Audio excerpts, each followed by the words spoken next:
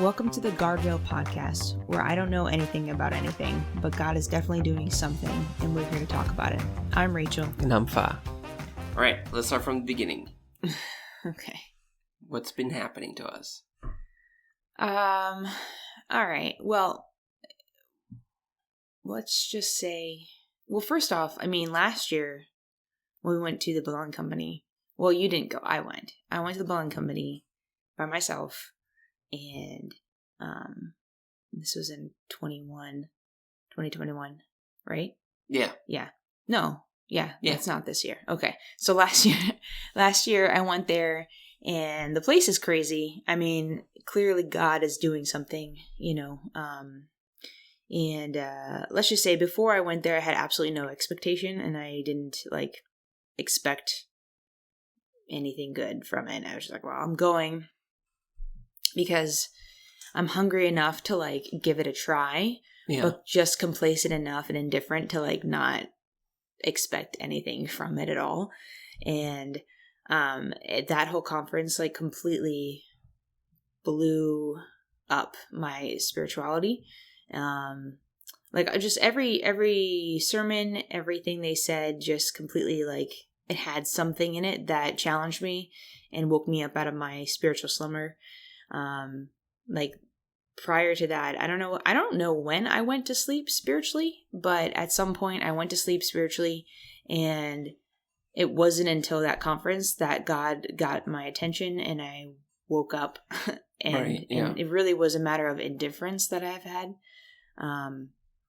So anyway, that whole year after that conference, I was different. I had not been the same. Yeah. But not to the caliber that I would say I am now. So a whole year, even just reading my Bible every day, that wasn't something I did prior. Very sporadically read my Bible and prayed daily before that conference. And then since that conference, I have read my Bible and prayed every single day since I woke up. Yeah. Which is whatever. But it's more or less just the fact that I wasn't in a slumber spiritually. So anyway, fast forward to this year's conference, I was everyone I know needs to go to this conference. I told you you're going without a question. Our whole family's going. Our kids need to go. You need to go. I invited our friends, and I don't know, should we mention their names? I don't know either. Well, whatever. Maybe we'll two friends name came. Names, yeah. Yeah, two friends came. The person that I went with last year brought two other of his family members. Yeah. We got a hold of something there. And so we brought everybody, and once again, this conference, God's doing something. And just again, I don't even know. I don't know what happened. I think that not only the conference did something, I think, at least for us, for both of us, at the same time you were down there, God was talking to me here. Yeah. And I wasn't... The first conference, you mean, right? Yeah. I wasn't looking for it. I wasn't doing anything. It's something that was totally from God. He, initiated talking to me. Mm-hmm. And... Because you came back different, and I felt like I was different too. Yeah. I was like, okay, here comes a new season in our lives. Mm-hmm. That's what I felt like happened in that weekend for you and me. Yeah. Maybe, I don't know, maybe you're praying for me down there. I don't know. Yeah, I probably was. I don't even remember now. Honestly, so many things happened. Yeah. People praying over me and so many words spoken over me, and just encounter after encounter with God. So so many, that whole weekend was packed of revelation, encounter, and whatever, that I don't even remember everything that happened. I just know that I came home different, and I came home and you were different, and our house was different. Yeah. And we had not been the same, and I haven't been the same since. But, leading up to this year's conference, there was some aspects of my spiritual life that maybe were a little, I don't know. Let's just say, all right, I think of that time as from a year ago to now, mm-hmm. there was a spiritual cleanse going on for us. And a physical cleanse too. There are things that we got rid of. in our lives. Well, from like media, social media. That's when you stop social media completely. Like maybe before that. No, before that, but I don't know. I stopped social media a long time ago. That had nothing to do with spirituality, just being like annoyed with people. Yeah. I started realizing that we were that I was just constantly on the phone and watching stuff, and I was like, oh, 50% of my time just goes to entertainment. Yeah. And that wasn't good. Yeah. One thing before we went to the conference is like we had that barbecue, Yeah. And I have like, I mean, whatever, drinking and being like drinking alcohol is, every individualized person's like journey or whatever. That doesn't make sense, but everybody has their own, convictions about it. And that's how it's supposed to be. Like Bible says, like, whatever. That's so true, yeah. Like that's your own conviction. You work it out with God. And so it had not been my conviction per se that it was wrong to drink alcohol. And like maybe there was definitely times where I drank too much alcohol and it was like not appropriate. Not like I was inappropriate or you would even be able to tell like it was like a little tipsy. But it's like I knew that wasn't right, but it was like just kind of like teetering the line more or less with drinking. And then like not even just that, like, we had like a big barbecue and like 30 people came to our house and like there was alcohol. Like why do I want my kids around that? Like I don't want them seeing mom and dad like drink like that and like their friends drink and like that's not like a good, it just didn't feel right to me. And I don't know, I remember like going to church and being like I kind of feel weird that like the night before is like no one got drunk and no one was inappropriate, but it just was like why did I even do that? Like because I've been to parties. Well, growing up, my parents would have parties. My father would have parties, and like people are drinking. And that was like drinking. You know what I mean? Like, and it's not like we were like having a beer or a Truly or whatever. Yeah, like we were. It was like they were bad drinking. They were drunk. Like, they were drunk, rowdy. Yeah, we weren't. The like whole crowd was like, Yeah. It wasn't like that here. We was just let's have a drink. You know what I mean? Like, we'll have a Truly. Let's go in a hot tub and we have a drink. And like, but like, why? Like, what was it wasn't necessary, but we did it, right?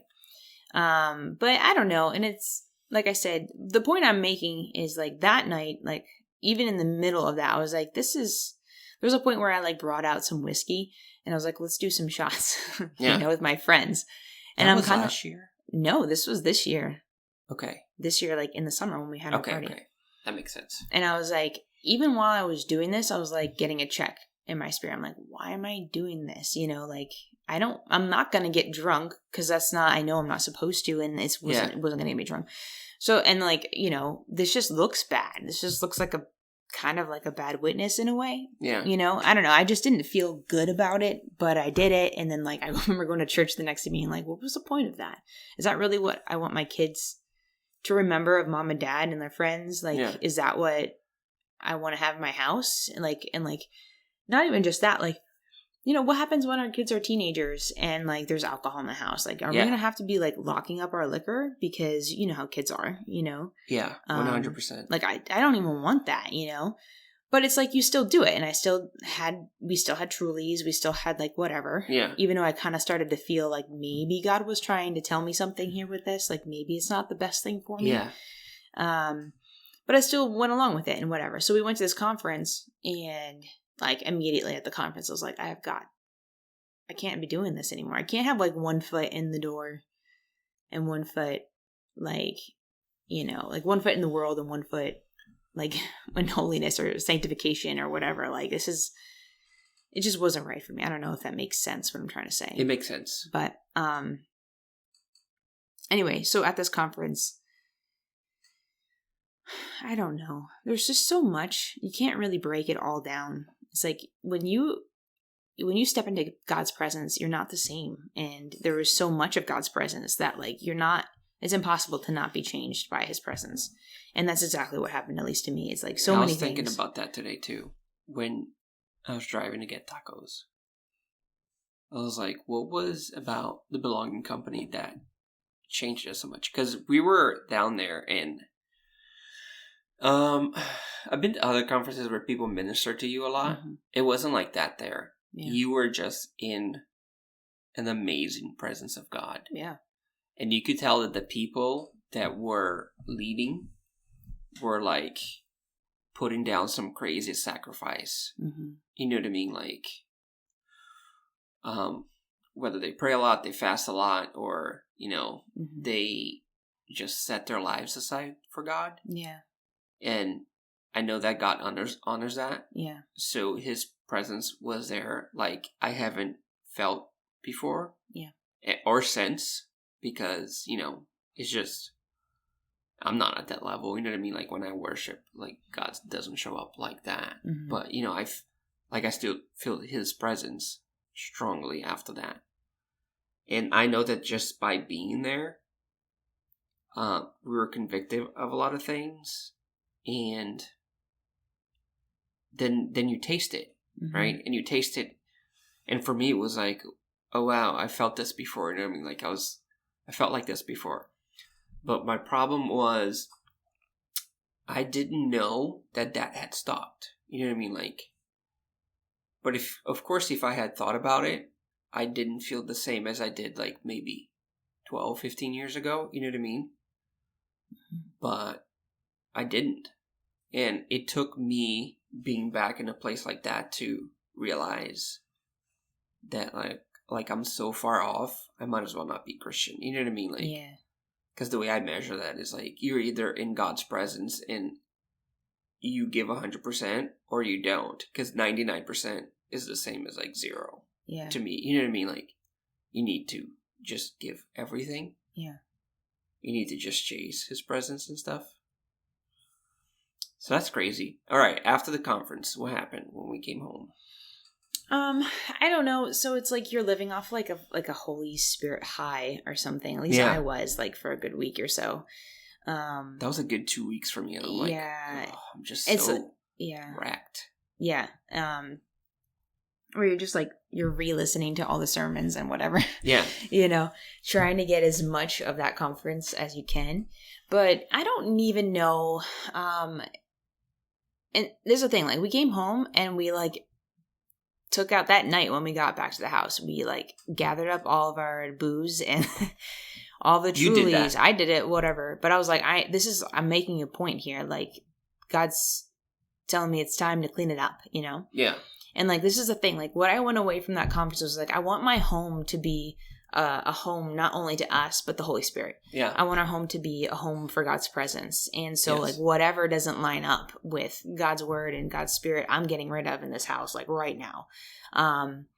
So like gathered up all the booze and like I had a lot, and it's weird because like we're not like that much. I mean, not hardcore. Well, the we thing weren't about hardcore alcohol drinkers. is like we bought the house not Yeah. too long ago, and then friends of mine brought booze. Yeah. It's like, oh, here's a bottle of whiskey and this. And the bottles are huge, so we're Yeah. not going to drink all of it. Right. But then you're tired of whiskey because, you know, there's like too much of it. Yeah. And then you buy something different. Yeah. And then all of a We're sudden gonna there's try like different kinds. yeah, and then all of a sudden there's a whole bottle there, and then another one. And I don't drink like Yeah. you do. Okay, I don't drink anymore at all, but At all, yes. Thank you. But, you know, you would like certain flavors of certain Mhm. alcohol. yeah, For me, it was like, oh, maybe just give me a vodka or the Brazilian yeah. rum or whatever. hmm And, like, not even beer. I don't like beer. But it's like, I'll like a Truly, but, you know, it can't be too flavored or whatever. Because it's Yeah. like, I don't know. I have some sort of aversion to trying different You things. have an aversion to things that taste good. Yeah. It's But- just like the coffee, because it's funny because when we were at the conference, there's people making coffee, and because I'm just used to like Dunkin' iced coffee, Mhm.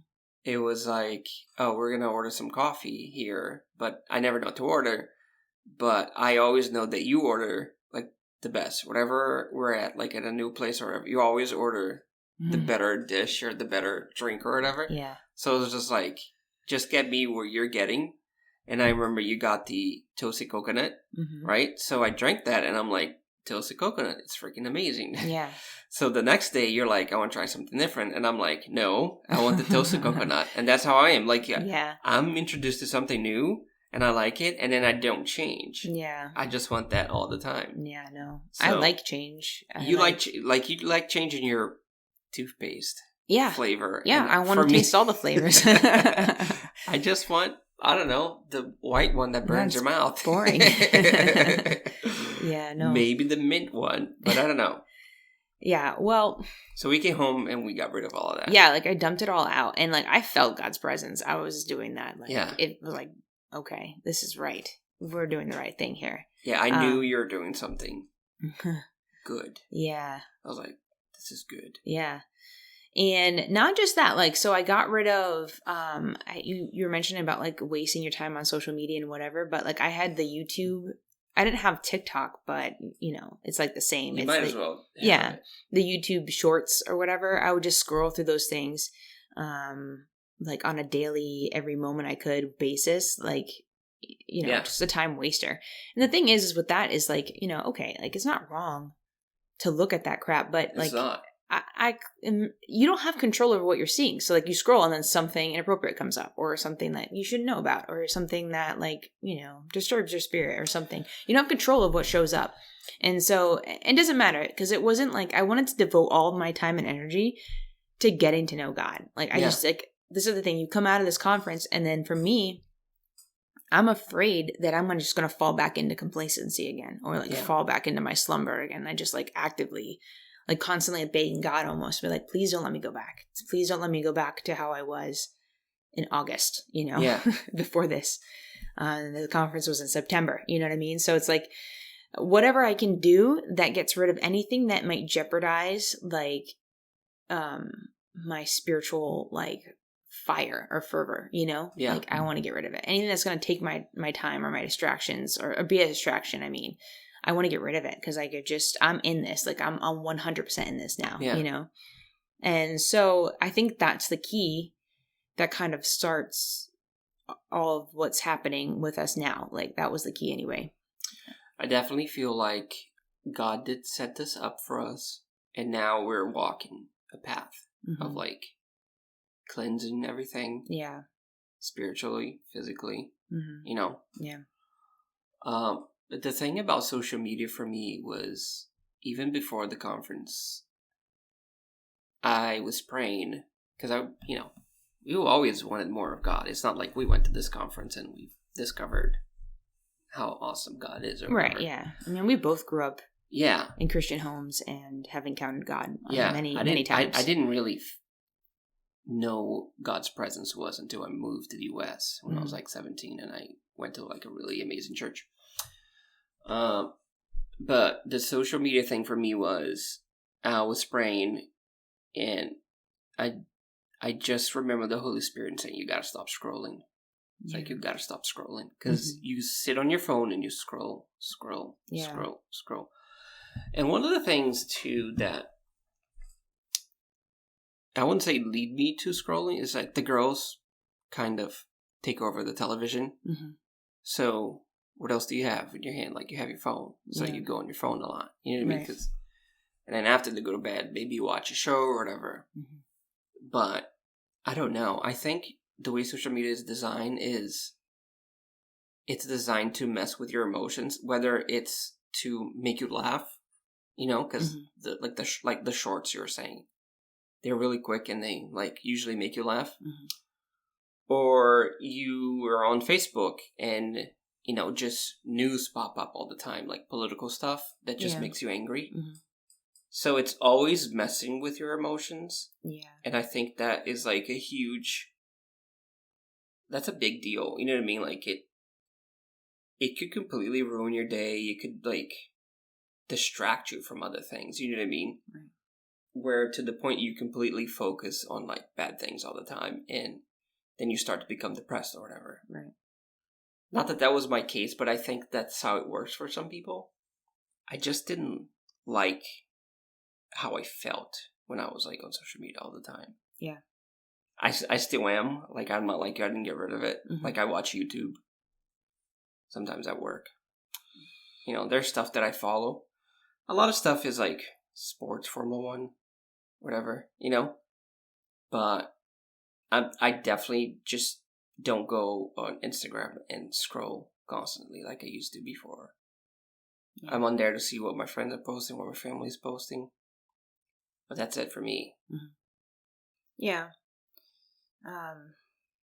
Yeah, I don't know. I mean, it's whatever as far as the social media goes. But for us, it was out of control. Like, it's too much. But that's the thing, though. I don't even think that we were one of those people that are out of control. You know what I mean? Yeah. Like, because I see people that are on there and they can't put it down. Like, at church, they can't put it down. At school, yeah, you know, they're at the table, they're scrolling. Like, they're just on it all the time. And they're posting and they want, you know, to be liked or whatever. Mm-hmm. They want views and stuff. It isn't like that for us, but yeah, right. It definitely was, oh, you're bored? Scroll. You're bored? Go on social media. That was me all the time. You know what I mean? Like, I think for me, I say I was out of control is because it's a matter of like distraction. Like my need for distraction was out of control. So, you know, why do I need to be distracted from my life? That doesn't make any sense. It's not how it's supposed to be. You know, you're not supposed to be absent from your own life, you know, and that's exactly what it does. It makes you absent from whatever's real in front of you now. Yeah. But I don't know. So, I mean, going back to what we were saying, we come back. I don't even know what we're talking about now. Yeah, we're getting rid of what happened to us. Yeah.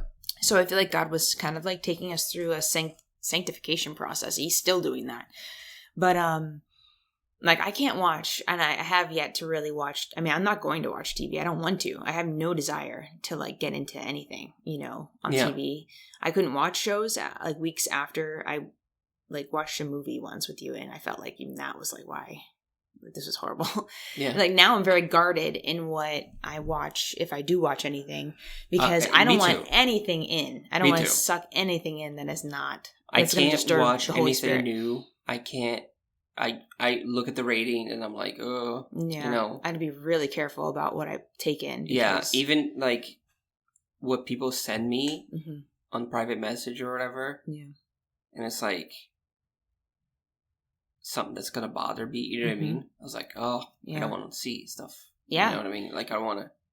Yeah. You know what was crazy? What? I was in a patient's room the other day, and they had, like, some movie on, and it was, like, scary. I didn't even know what was going on, because I just walked in, I was trying to give him medicine. Is it like Halloween time? No, it wasn't. It was like some stupid, it looked like a stupid Jennifer Lawrence movie. Whatever, like Russian, she's supposed to be some Russian chick or whatever. I don't know what it was. I remember seeing previews for it, but I don't know what it's called.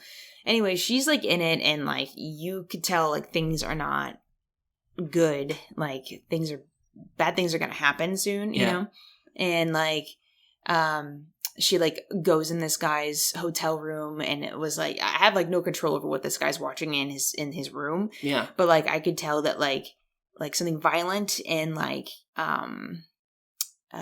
what's a PG way of, I don't know, I guess like whatever. He was going to like, you know, take advantage of her in a violent and horrible way. Yeah. And like, you knew that was happening, and it started to happen. And like, I was very tempted to look at it, but I almost like felt scared. Like, and normally that stuff would not have bothered me, but I haven't seen things like visually on TV like that in a long time now. It's almost like I remember being like, as a kid, at someone's house once, and they were watching like some horrible, like gory Halloween movie. And like, as a kid, I was pretty sheltered and guarded.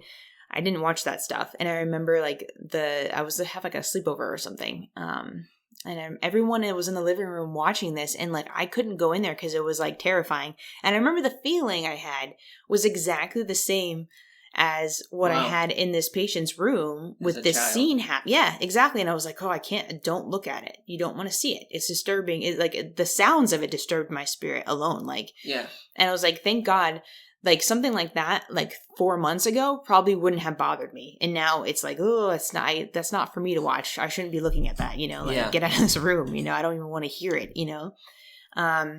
So anyway, the reason I'm saying that is because like, I don't want to take anything in that isn't going to, make the Holy Spirit uncomfortable. Like my heart, my mind, the Holy Spirit inhabits his home now, you know, and I don't want to make his home uncomfortable to him. You know what I mean? Oh yeah. And so like, that's like part of what's been happening since we came back is like, you know, God showed me God showed me the Holy Spirit rearranging the furniture of my heart, like in the rooms of my heart, like kicking, like I had like skeletons, not skeletons, but like actual like Halloween themed skeleton looking things. Like I saw this vision of these things. Wait, was this the first? All right, because what's been happening to you is after you came back, God's been showing you things. Yeah. And should I like start from the beginning with that and come back to this? Yeah. Or like... Well, yeah. I'm thinking about that. Like because if someone's listening and they want to, I want to experience God in that way. Like this is the process. Yeah, I'd like you to point out what kind of process like God took you through. All right. So, well, anyway, back to what we were saying before. What we were just saying. One of the things we didn't talk about is like when you removed all the alcohol. Mm-hmm. Remember when you said, there's so much room in the fridge now. Oh, and yeah. You said there's so much room in our lives now. That's you know what I mean? right. It was such a... Yeah, the Holy Spirit spoke to me that moment because there was like booze and stuff in the fridge and I took it out. And once I got rid of it and I was like, oh, look how much room we have now to put good stuff in our fridge, like nutritious stuff. And the Holy Spirit spoke to me. He's like, yeah, exactly. When you remove your idols in your life and you remove the things that don't belong in your life, look at all the room you have now to put the Holy Spirit in, put the good things from God in. And that's a physical thing, right? And social media was a spiritual one because you might think, I'm just watching this, I'm just looking at it. But that is in your heart. Yeah. That goes to your heart. Right. And like whatever your eyes see, your ears listen to, it takes place in your heart. It takes up space in there. Yes, exactly. So you need to like declutter. Yeah. You know what I mean? There's things in our hearts and our minds that are taking up space and God wants to get rid of them. And that's I had an experience like that before. Mm-hmm. I remember this one time. This was like maybe 2007 or 8.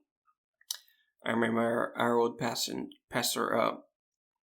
he challenged us to go a week without TV and like listening to stuff that's not, edifying or whatever. And what was it like? I remember that was on a Sunday night, I think. And I think that when I went to bed, I was praying and I was like, Holy Spirit, we're going to, God, we're going to fast this and that. And in that moment, this was me laying in my bed. And at that moment, I saw an angel behind my bed, which, couldn't happen because my bed's up against the wall. Mm-hmm. But, in this vision was an angel behind my bed, and he would put his hands inside my head, inside my mind, and pull all the stuff I watched and all the stuff I listened to just out of my head. Like cleaning my mind, you know what I mean? Mm-hmm. And I was like, wow, that's amazing. The next day, I would put on worship music, and the presence of God would just immediately come down. And like, he was in the car, like fill the car or whatever. Wherever I was, it was so easy to get into the presence of God. It was amazing. Yeah. Like I've never thought about how many things God has to get through in your head and in your heart in order to get to you, because you filled your heart with things and you filled your head with like things. You know what I mean? Yeah. And when you get rid of those things, it's easier to get to God. Yeah, it's true. Yeah. Definitely. Yeah. So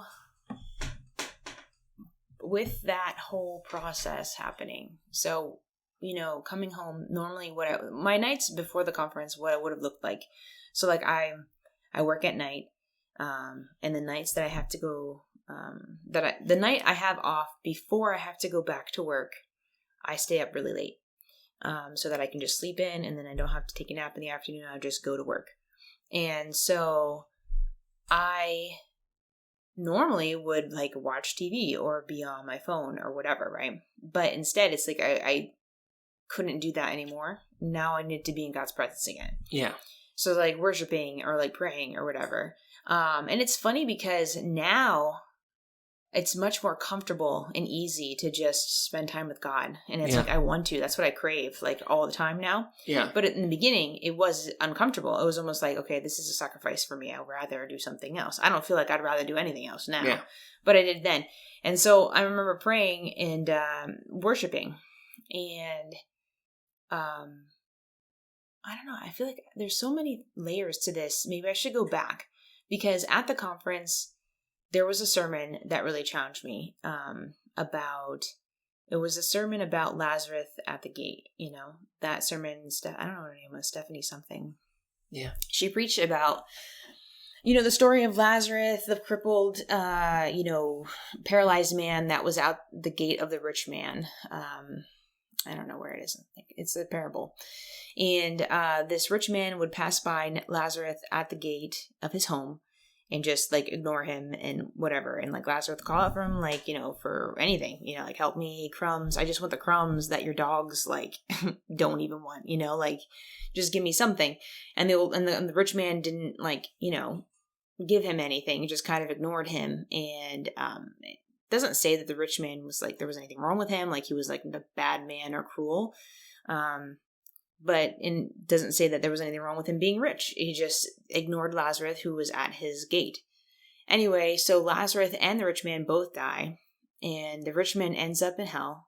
And he's calling out, and he sees Abraham and Lazarus, like, across this great gulf, you know? Yeah. And the rich man was like, Lazarus, like, or Abraham, like, I see Lazarus, you send Lazarus and, like, dip his finger in water, just, like, the tip of his finger, and you know, so that I can get that drop from my tongue, you know, whatever. It's so dry. And Abraham was like, I can't. There's a great gulf here. There's a great divide, you know. And anyway, her whole sermon was about why did the rich man end up in hell? What was his great sin? And it's interesting that Lazarus wasn't in hell, you know. Yeah. So, like, what was the difference here? Like, the Bible doesn't say that the rich man was a terrible person, did horrible things. He probably was a fine, upstanding gentleman in society, like, that went to the synagogue, did his prayers, did whatever, you know? Yeah. But his great sin was that he was indifferent to Lazarus. And to him, Lazarus meant nothing. He was indifferent to him. Yeah. You know, like, how do you pass by a crippled dude who it says in the Bible that dogs licked at his sores, you know? How do you walk by someone like that like is outside your house, outside your door, and not care? Well, the only way you get to that point is you're so indifferent, you don't care, you know, you're just indifferent. And his great sin was that he was indifferent to Lazarus, who was at his gate.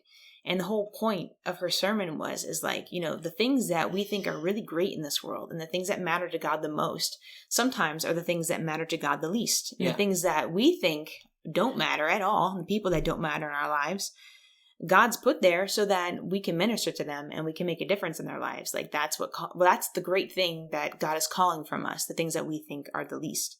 And so that sermon shook me because we have me too, this little girl who lives across the street. And up until this point, she's been a kind of a problem for us because she's, you know, a little bit older than our girls and somewhat of we consider a bad influence because, you know, like, we don't know what goes on in her home. It's not a Christian home that we understand of. And, like, she'll say things that are inappropriate and, you know, like, expose our kids who are not exposed to many things, expose them to that.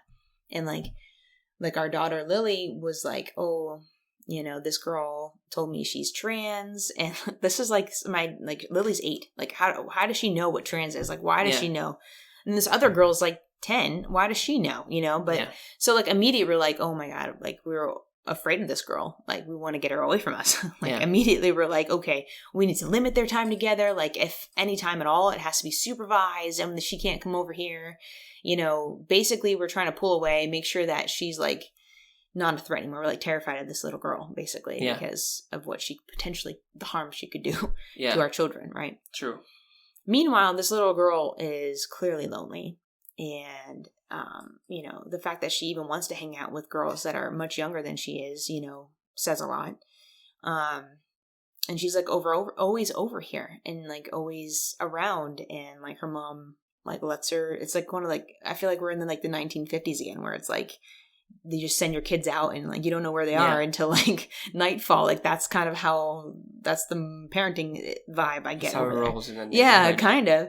So anyway, when I heard this sermon, I immediately saw this little girl's face, like immediately, and I started like, it was like, that was hardcore repentance right there, because she's literally the person at our gate, like quite literally, she's across the street from us, like she's the person at our gate, and it's like God was saying, is like, goodness, I've given you this girl to minister to, and you're trying to get rid of her, you know? So there's a lot of repentance going on, and a lot of, you know, like, we're going to change, like, right away, you know?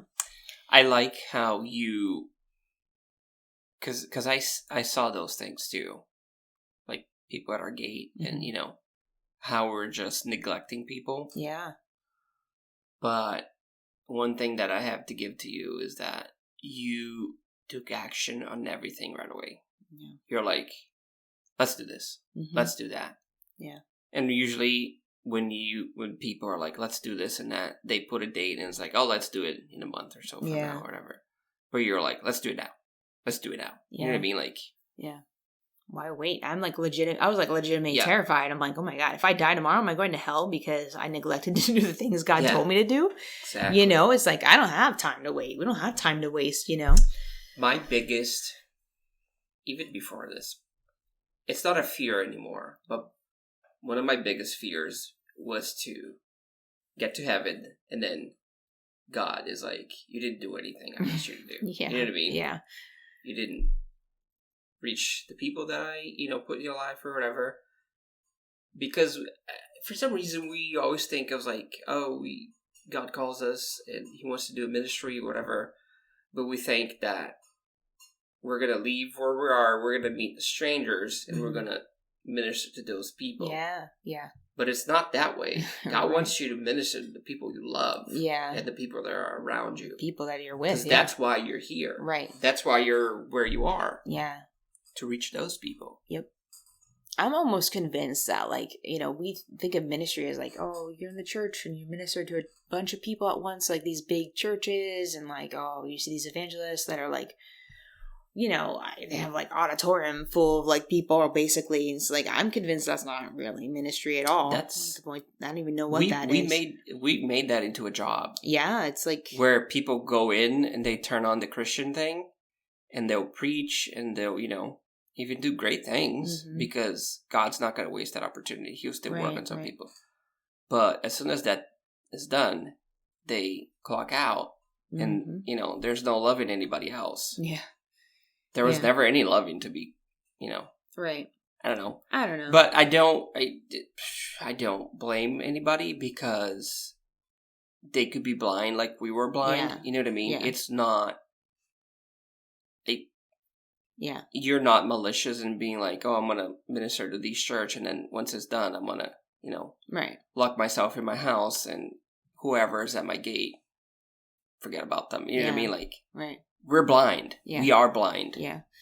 Well, which is that insane leads to say. Into the whole revelation that I had. Yeah. That, like, I think was this is when this things was the start wide to get, open door of like, oh my God. Yeah. This is when things started to get crazy for us. And like, I don't know. Go ahead. Yeah. So Talk. I'm trying to, it's funny because it wasn't that long ago, but now it's like, oh yeah, what happened first? I don't remember. So it's probably good that we're, recording these events.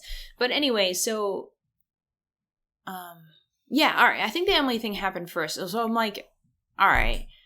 I immediately was like, okay, things gotta change. Like, I can't believe that, I've been so blind to this little girl that needs God. And like, I started seeing it. Like, I mean, we're blind to everything. Yeah, we're blind to we'll get to that. But but before that, I believe this happened before. I was like, okay, God, like immediately repenting. And there was 2 people that I saw that we had been neglectful of basically forever. And mind you, like, it's not like we're bad people. We're just normal people. We have jobs. We focus on our careers. We bought a house. We have kids. Like, our kids were our ministry. And that was my viewpoint. Is like, I need to raise these kids right. I need to provide for them. We're happy. God's blessing us. We're just like, there wasn't anything, like, our marriage is good. Like, whatever, right? So, looking at it from like you know. It's funny you say that because I did see the past 10 years of our life, of our lives, as like, this was our, you know, our family ministry time. You know what I mean? Like, I'm building my marriage. Yeah. I'm raising my kids. I'm building my home. This is my ministry right now. I thought about it like that way. Yeah, we were building. That's for sure. Yeah. You know. But anyway, so this little girl, right? I'm praying. I'm like, okay, God, like, what do you give me the blueprints? You know, what do I need to do to reach this girl? Like, what? We'll talk about how you were praying before, and then God gave you. I think this was after that. Okay. I'm pretty sure. Okay. I don't know. But it doesn't really matter. Anyway. They're the same thing. It doesn't thing. matter. But anyway, I'm like asking God for the blueprints of like, how do I minister to this girl? And I felt like God was like, go give her a Bible. Go give her a Bible. And then, so this was before. So like, she had taken care of my my chickens while we were gone. So I was like, okay, well, I'll give her a Bible and I'll pay her for that or whatever. And I was like, I knew this even going in the conference, like after. I was like, I know that God's telling me to give this girl a Bible, like a little kid's Bible. So I went out and bought one. Then I was like, I really need to make sure it's okay with her mom. Like, I don't just give her a Bible and weird out the mom, like, to be respectful. So I'm texting the mom and even the way I phrased it, because I was like, oh, I don't know how to phrase this to her. Because it's uncomfortable, But I had bought the Bible first intentionally, so that way I could say in the phrasing of my text, be like, hey, I have this extra Bible. You think Emily would want it? Would it be okay if I give it to her? And I said that to her, and she was like, of course, yes, that'd be amazing. Like, that'd be great. Really receptive. And I kind of like was like, oh, okay. I don't know what I was envisioning. Like some kind of like, no, don't try to indoctrinate my kid, something like that. Yeah. But she was like, yeah, absolutely. She was like, I used to teach religions or something. I don't know what she said, like some kind of, she used to do something. So she's very open, it sounded like. Yeah. So that was a Friday, right? I give her the book, like the Bible, and I give her something else too, but it was like a little Bible, I don't know, comic book type of thing. So I was like, well, I'll give her both. Anyway, so the next day I wake up and I'm like, I'm in my prayer time and like, reading the Bible, and I immediately felt God saying like, okay, invite her to church tomorrow. And I was like, well, God, it's a little too soon. I just gave her the Bible yesterday. Yeah. Like, this is going to seem like a lot. I was like, let's give it a week. Let's give it some time, spread it out. And God was like, no, invite her to church. So I was like, okay. So like, again, I'm like, I gotta text the mom. And so I was like, hey, the girls would love it. What's her face can come to church with us tomorrow. Like, would that be okay with you? And again, the mom was like, of course, anytime. That'd be great. She'd love it. I was like, wow, okay. And I was like expecting a fight or something, but it was so easy. It was so easy. And she came and she's come every Sunday with us. Yeah. So since then, this was, how long ago was that now? I don't know. I don't even know. But anyway. At 6 weeks, at least. Yeah. So, if not more, I think. But anyway. You know how the Bible says the harvest is ready? Yeah. The harvest is ready. Right. And, if you're the harvest, you don't get to choose when you're harvested. You know what I mean? Yeah, like, you're ready, you're ready. Someone's going to come and cut you up and put you in storehouses or whatever they do with the harvest. Yeah. Well, so it's been amazingly easy to invite people to come over to our home and like, so we could. Well, yeah, what we're finding is it's easy when we're like, if we're obedient and we're listening, that like God's saying to do this for a reason. So it's easier. Like, instead of working against the grain, like we're working with God. So it's just easier, Yeah. Instead of doing it our own strength, basically. But anyway, to say all that, at some point shortly after what God was speaking to me then, I started like praying different things. But anyway, I'll just jump to the major vision that like jump started everything else, because there was like minor things that God showed me. The eyes thing? Yeah, the eyes thing. So all right, so I was worshiping and, like getting into worship, it was good.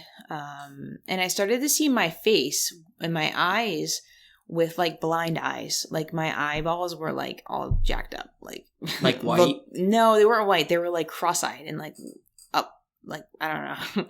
Some people who are blind, unfortunately, have eyeballs that like are cross-eyed and like funky, like their muscles, like I don't know, they can't see. They can't focus. Like when people have seizures, their eyes go up there? No, I mean like sorta, but like one eye is looking, to the left, in the upper left, the left eye is looking to the right upper, right, they're all crossed and funky. Like you just can't, there's nothing, it can't focus, like blind eyes. And at first I saw that image and I was like, what the crap? Like, get out of my head, That's weird. And then I started seeing it again and I let myself see it for one thing. And I was like, okay. And I saw myself blind eyes and I'm worshiping and I keep seeing this. And then I kind of like the picture of it, the vision of it scrolls out a bit and I see you're with blind eyes and we're standing in a line. You, me, and then Lily and Addie, our girls. All of us had blind eyes and we're standing in a line in a row. And there's like nothing around us or whatever. It was just kind of like, I don't even know, nothing around us. Like a blank canvas type of deal, but we're just standing in line. Right. And then so... That's exactly what I pictured. Yeah. And I was like, what is this, God? And then I saw Jesus. He came up to my eyes and he started touching my eyes, like touching my forehead and my eyes and like touching them. And then like I could see. And then he went to you and he touched your eyes. And then he went to Lily's eyes and she could see. And then Addie's eyes. And then we could all see. And then he was like, come here, like gesturing to us. So we were following Jesus. He's walking. And as he's walking, he's coming up. Like I start seeing like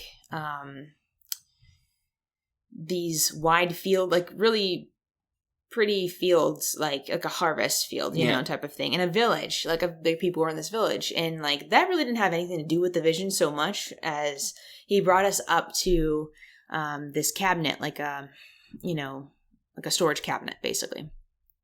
But like one of those long ones that you put in your gardening tools. He opened those up and it had a hose in it, and it had a shovel and a rake and like gardening stuff, like stuff to till soil with, Yeah. And so he took each thing out and he handed each of us a gardening tool. And he said, hey, the harvest is great. Look at the harvest. He was like, look, see the harvest now. Look at it. Yeah. And then we saw these fields and like villages, like a village. It was like Africa almost looking like. Amazing. It was just villages, And I was like, oh, okay. So I like almost expected us to like go into the village or something and go into those fields that I see, but we didn't. Instead, what we did was we turned around, our whole family, we turned around and we looked behind us. And when we looked behind us, we saw like thousands of people standing just the way we were moments ago with blind eyes. Everyone had blind eyes and they were just standing still idly. They just all had blind eyes. And so when we saw this, we were like, oh my God, like the harvest is great. We have to have help. So all of us, everyone, including even our littlest one who's 5, we all start running up to these people with blind eyes and we start touching their eyes so that they could see. And then once they saw, we had a tool for them and we shoved it in their hands and we said, go, get the harvest, go. And it was like a hurried thing. Like we were like, it was an urgent thing. So we were running to everyone we could, like trying to touch as many blind eyes as we possibly could. And God just kept saying, he's like, look at the harvest, right? Yeah. And so it was like, all right. So I started to ask God, I'm like, okay, I didn't even ask God. I was like, where is that from in the Bible? And there's like a couple places it talks about the harvest. And I think, now I don't remember, but one's in, I don't know, the parables, like I think it's Matthew 9, I think, talks about like, hey, the harvest is great, but the workers are few. Pray for the workers, pray that they send workers. And I was like, okay, we've all heard that. It's funny because most people pray for the harvest. Right, yeah, pray for the workers. Pray that they send workers is what that verse was about.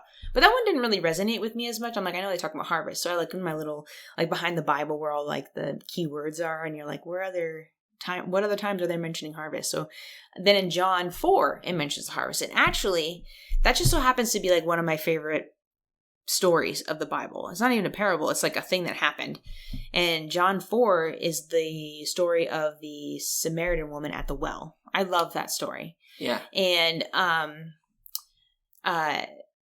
love that story because Jesus in that story goes out of his way to go through Samaria. He didn't even have to cross there to get to where he was going.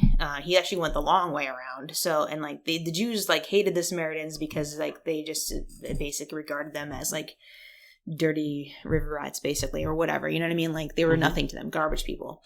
They disagreed with, where was the holy place to worship? Where's the what am I using with temple? Yeah. They disagreed about, where the temple should be and where the place of worship should have been. Like, that was their argument or whatever. Well, yeah, because if you think about it, Moses was told by God to build the temple or whatever. Mm-hmm. And then that's where God's presence would come. Yeah. So the Jewish people, like, you got to worship God at the temple. Yeah. Because that's where his presence is or whatever. Yeah. Well, I think it was, like, geographically, they were like, it should have been over here on the side. Yeah. Yeah. So, yeah, but the thing is, like, we read the stories today and we think, why can't you just worship God anywhere? Mm-hmm. But back then they were bound by the law. It's like, oh, no, this is where you worship. Otherwise, you're wasting your time or whatever. Yeah. And the Samaritans actually, like, they believed the same thing the Jewish people did, except for that. And they also interjected their own like, beliefs here and there. And so did the Jews. No. I mean, it's like the Torah. Like, they believe the same thing. Like, the Pentateuch, they had that. Like, you know what I mean? But they also just added their own stuff to it as well. Yeah. So, like, that's why it was a little different. Plus, like, the place of worship. But whatever. Anyway, Jews and the Samaritans did not get along. They didn't like each other. Yeah. Jews would have, like, kept a wide girth. But here's Jesus going straight through Samaria for no reason. He doesn't have to. Like, that's the long way. He goes there. It's at noon. And the Samaritan woman is there at the well at noon, which is also something just weird. Like, these things didn't happen then because it was hot at freaking noon. Like, they're not going to be over there in the well, in the blazing sun. That's when they took their naps and stuff. Like, it's too hot to be doing stuff. But this, like, Samaritan woman, she did this purposely because she was ostracized by the Samaritans. Like, they didn't like her. And, like, at the well is where all of, like, the town gossip went down. All the women would gather, and that's where they had their social time, like the women. It's also apparently a place where the men and women would flirt. Like, so you pick up your girl, like, back then, like Jacob and Rebecca, right? Yeah, at the well, like, whatever, right? So, needless to say, she's at the well of Jacob and trying to avoid people. Like, she's the same well where Jacob's... At Jacob's well? No, is that the same well where Jacob's, what's the word I'm looking for? Picked up his woman? Employees. Oh. Picked up the woman I don't know. Probably. Picked up Rebecca. I don't know that much about it. Right, whatever. So, she's there on purpose at noon to avoid people. She knows no one's going to be around at this time of day, but except for Jesus. Jesus is there. Why is he there? Like, that's not an accident either, right? Like, so Jesus wouldn't have been there. No one should have been there. So she's gathering up water, and he goes over to her and starts talking to her, and which was weird too, because Jesus really, as a rabbi, shouldn't have been talking in that time to anybody, a woman, any female. That wasn't, like, you got to look good, like, holy. Can't be looking at women and talking to them. People might think have bad intentions as a rabbi. Women weren't even allowed to follow you if you're a rabbi. Like, you're not even allowed to have women in your group of, like, students. Yeah, right. Like, it just wasn't something you did socially, and especially as a rabbi. Like, even like men, even like rabbis' wives, they didn't even talk to their wives in public. Yeah. Like, that's how hardcore they were. So the fact that Jesus was doing that as a rabbi, his disciples were like, what?